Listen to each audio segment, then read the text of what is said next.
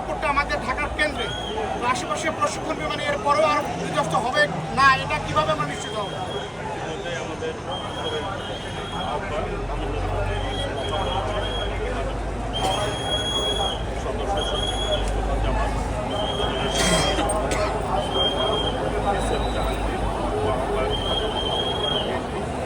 সবাই সার্বিকভাবে আমাদের পুরো অভিভাবক ভারপ্রাপ্ত চেয়ারম্যান দেশ নায়ক তারেক রহমানের নির্দেশে তাৎক্ষণিকভাবে আমরা এই ঘটনাস্থলে এসেছি এবং সার্বিক ব্যবস্থা ইতিমধ্যেই আমাদের দলের পক্ষ থেকে আমাদের ভারপ্রাপ্ত চেয়ারম্যানের নির্দেশে নেওয়া হয়েছে।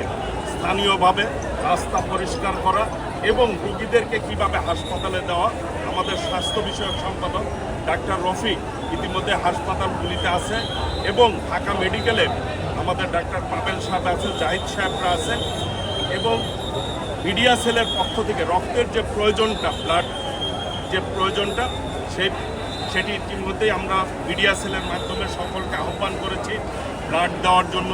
যে পরিমাণ রক্ত লাগে সেটি যাতে ব্যবস্থা করা যায় আমরা ইতিমধ্যে পদক্ষেপ নিয়েছি এবং জেডএম হাসপাতালে ইতিমধ্যেই 2টা আইসিইউ পাকা করা হয়েছে। আমাদের দলের সেইখানে রেডি রেখেছি।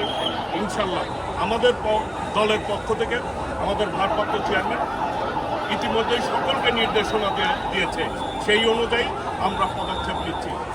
এইটি একটি দুর্ঘটনা, এই দুর্ঘটনা ইতিমধ্যেই আমিনুল হক বলেছে যে এই ঘনবসতি এলাকায় কিভাবে একটি ট্রেনিং বিমান এই দিকে চলাফেরা করে। আমরা সুষ্ঠু তদন্তের মাধ্যমে এই যে প্রাণহানির ঘটল এর তদন্তের মাধ্যমে যারা দায়ী তাদের বিরুদ্ধে ব্যবস্থা গ্রহণ করতে হবে এবং এই যে অব্যবস্থাপনা এই সরকারের দৃষ্টি রাখতে হবে ভবিষ্যতে যাতে এই ধরনের কোনো ঘটনা না ঘটে। মারা গিয়েছে আমরা কিন্তু এখনো বলতে পারছি না কতজনের প্রাণহানি ঘটেছে। কাজেই আমরা সকলে মিলে ঐক্যবদ্ধভাবে সকলের সহযোগিতা নিয়ে এই উদ্ধার কাজ আমরা পরিচালনা করব। আপনাকে ধন্যবাদ।